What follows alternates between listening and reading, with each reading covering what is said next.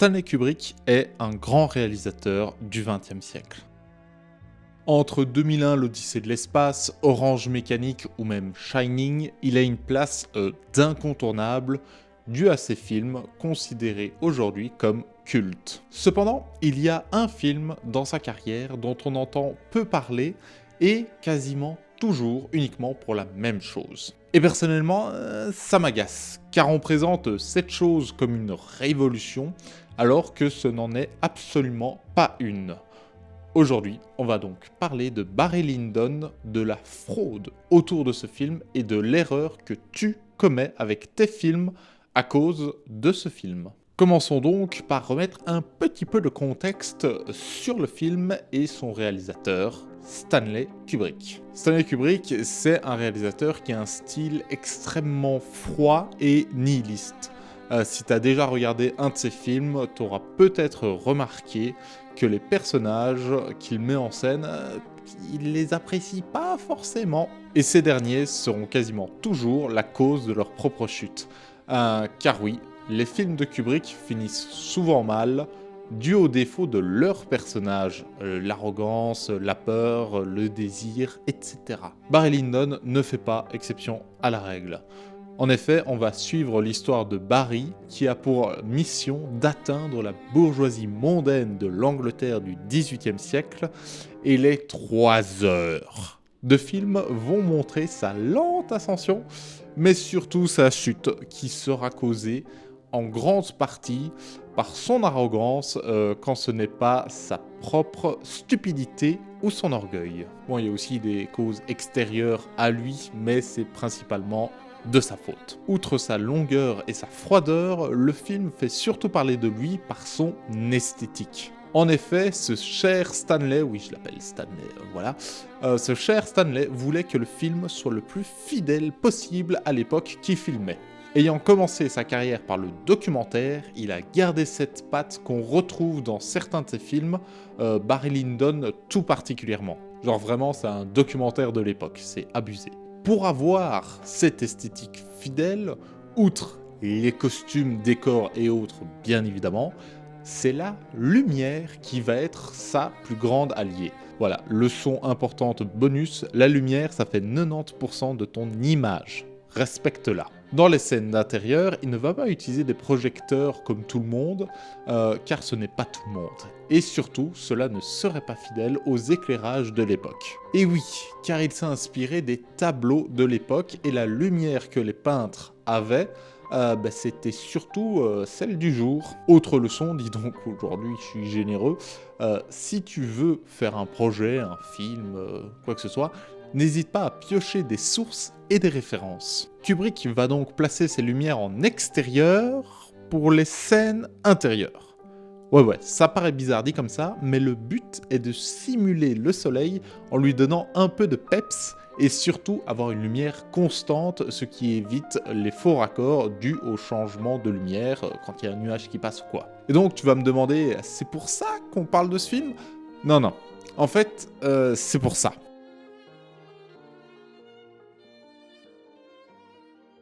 En effet, Barry Lyndon contient des scènes intérieures, mais de nuit. Et vu que l'éclairage à l'époque, c'était des bougies, et que Kubrick voulait absolument coller avec cet éclairage, ces scènes sont éclairées à la bougie.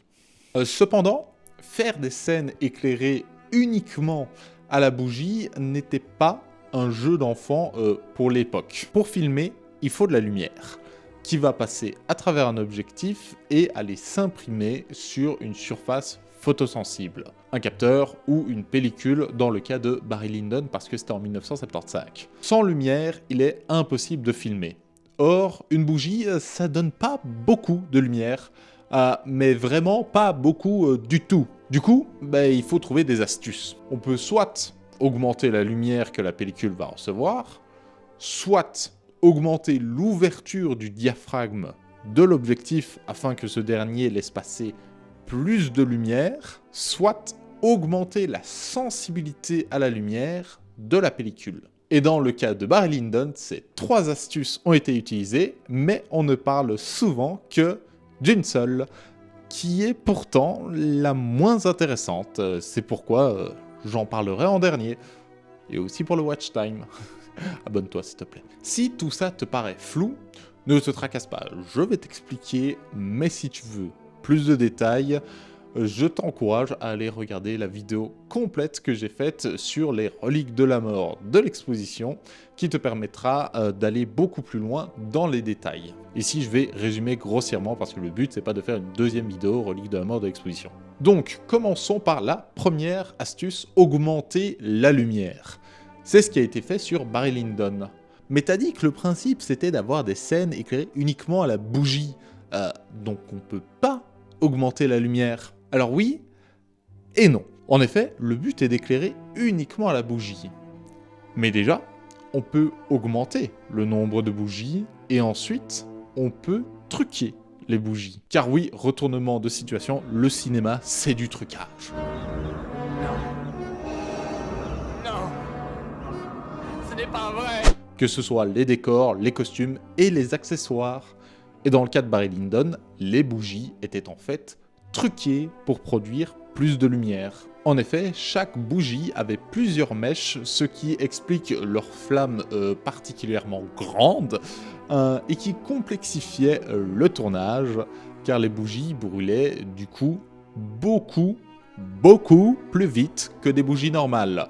Donc il y avait plus de risques de faux raccords. Déjà ça, moi je trouve ça intéressant, pourtant on t'en parle pas.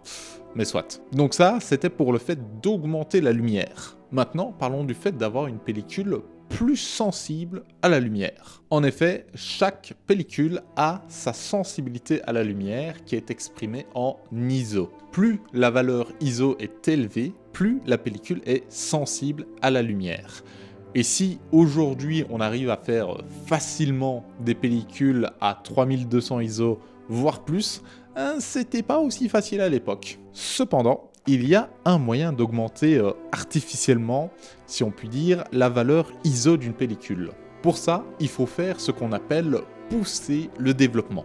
Pour expliquer en quelques mots, lorsqu'on capture une image avec de la pellicule, on doit la faire tremper dans des produits chimiques. Le but est de révéler l'image. Cela permet de passer de ça à ça. En fonction de la pellicule et de la sensibilité ISO, la durée de développement, donc la durée des bains chimiques, va varier. Cependant, il est possible de faire tremper la pellicule plus longtemps dans les bains afin de surdévelopper celle-ci. Cela permet donc de passer d'une pellicule qui de base est de 100 ISO par exemple à une pellicule à 200 ISO voire 400. Et c'est ce qui a été fait pour Barry Lyndon, car la pellicule a été poussée au développement. Alors évidemment, ça a des défauts, ça réduit un peu la plage dynamique et la richesse des couleurs et ça fait ressortir le grain, mais cela permet d'augmenter la sensibilité d'une pellicule utile lors de conditions de basse lumière, par exemple à tout hasard lorsqu'on veut éclairer ces scènes uniquement à la bougie.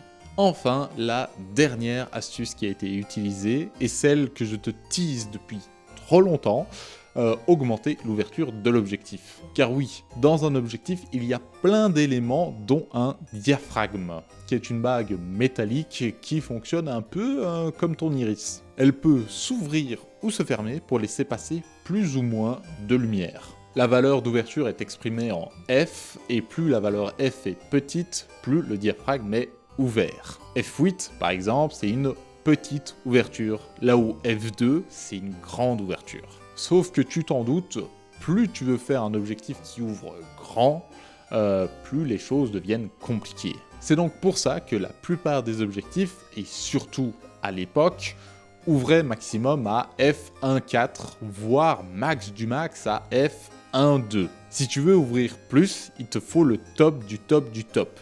Et vu que c'est Stanley Kubrick, le top du top, c'est littéralement un objectif produit pour la NASA, puisqu'il va chercher le Zeiss Planar 50 mm qui ouvre à f0,7.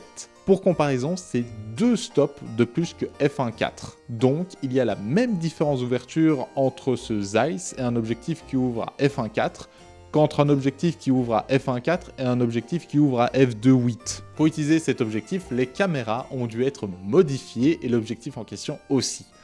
De plus, vu que la profondeur de champ est liée à l'ouverture, elle était extrêmement fine, et donc les acteurs devaient être extrêmement statiques, car s'ils bougeaient, ils sortaient de la zone de netteté et devenaient flous. D'ailleurs, même sans bouger, il y a certains plans où les acteurs sont flous tellement la zone de netteté est fine. Alors, pourquoi est-ce que je te dis que c'est une fraude et que ce n'est, entre guillemets, pas intéressant? Eh bien parce que souvent, quand on entend parler de Barry Lyndon, on ne parle quasiment que de cet objectif en te sortant l'argument de « il faut voir ce film car il a été filmé avec un objectif de la NASA ».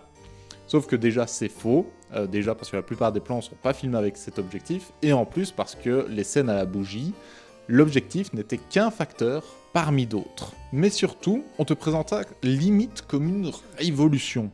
Or, truquer des accessoires ou pousser le développement de la pellicule, ça, ce sont de vraies astuces.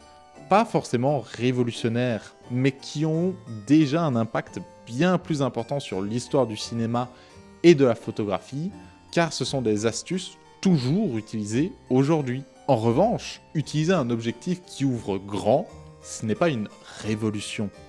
Pour preuve, aucun des grands constructeurs n'a proposé de refaire d'objectif qui ouvre à f/07, alors que la course à l'ouverture la plus grande, elle est toujours en cours. Nikon a bien fait un objectif qui ouvre à f/0,95, mais dû à la complexité de son utilisation, à son coût et à la montée en ISO bien meilleure des capteurs aujourd'hui, c'est plus un objectif de niche qu'un vrai game changer, comme on dit, quand on utilise des anglicismes comme un connard. Et pour cause, s'il est effectivement esthétique d'avoir des flous d'arrière-plan, au cinéma, et même en photographie en vrai, on préfère montrer le décor qu'on a et immerger le spectateur dedans, plutôt que de tout cacher dans un flou. L'un des seuls à abuser des faibles profondeurs de champ et donc des flous colossaux, c'est Zack Snyder, surtout dans ses derniers films, et ces derniers justement, ils rencontrent pas vraiment un succès mirobolant.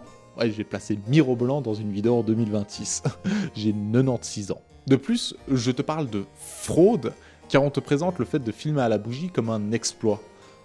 Cependant, cet exploit, il est aujourd'hui totalement dépassé, parce que très facilement atteignable avec les caméras numériques d'aujourd'hui. Voilà, comme tu peux le voir, j'ai qu'une seule bougie, donc j'ai même pas plusieurs bougies, et là c'est un briquet, donc la mèche n'est même pas trafiquée. Et pourtant l'image est tout à fait correcte. Je filme avec un objectif qui est ouvert à f1.4, soit 2 stops moins lumineux que l'objectif de la NASA, et je suis à ISO 6400. Et maintenant je suis ouvert à f2, et j'ai augmenté mes ISO à 12800. Donc l'image est peut-être un peu moins propre, mais elle reste tout à fait exploitable, et pourtant c'est un objectif qui ouvre à f2, soit comme beaucoup d'objectifs très peu chers que tu peux trouver.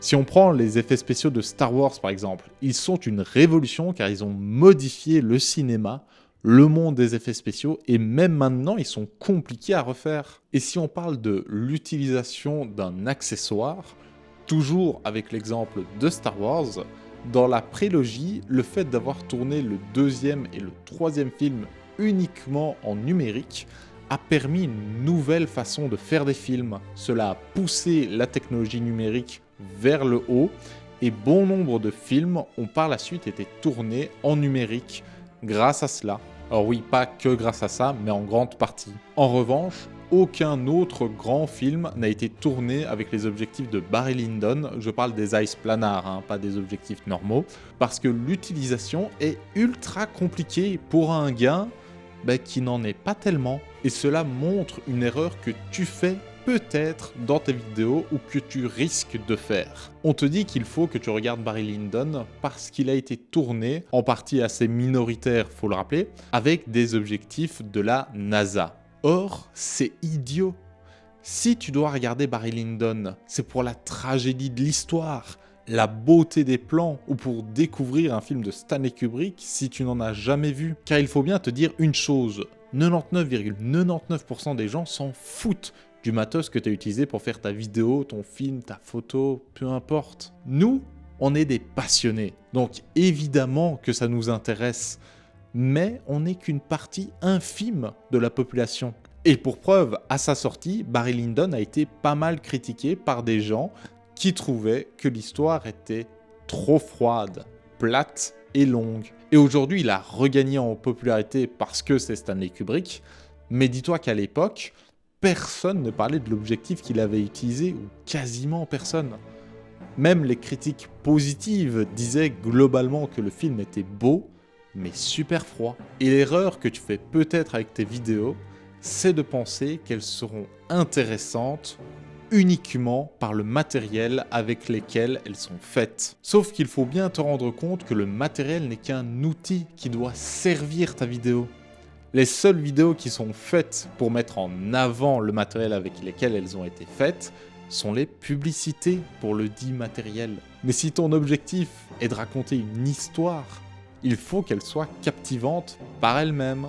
Penser que ta vidéo est bien même si l'histoire est nulle, que les personnages sont agaçants et que la musique est quelconque, juste parce que tu as utilisé un matériel de dingue pour faire ta vidéo, c'est une erreur. Pour preuve, on a parlé d'objectifs dans cette vidéo parce que nous on aime ça, les photographes et vidéastes, mais est-ce que tu sais quels tissus ont été utilisés pour faire les costumes de Barry Lyndon? Est-ce que tu sais quel micro a utilisé Michael Jackson pour faire Thriller? Ou alors quels pinceaux ont été utilisés par Van Gogh pour faire Nuit étoilée? Tu l'ignores sans doute et c'est normal. C'est parce que t'as pas besoin de ces informations pour apprécier ou non la qualité d'une œuvre. En conclusion, avant de penser à quel objectif ou quelle caméra tu vas utiliser pour faire une vidéo, pense à quelle histoire tu veux raconter, à qui sont tes personnages et à quel message est-ce que tu veux transmettre. Car oui, le matériel c'est important et ça peut même nous inspirer, mais il faut jamais oublier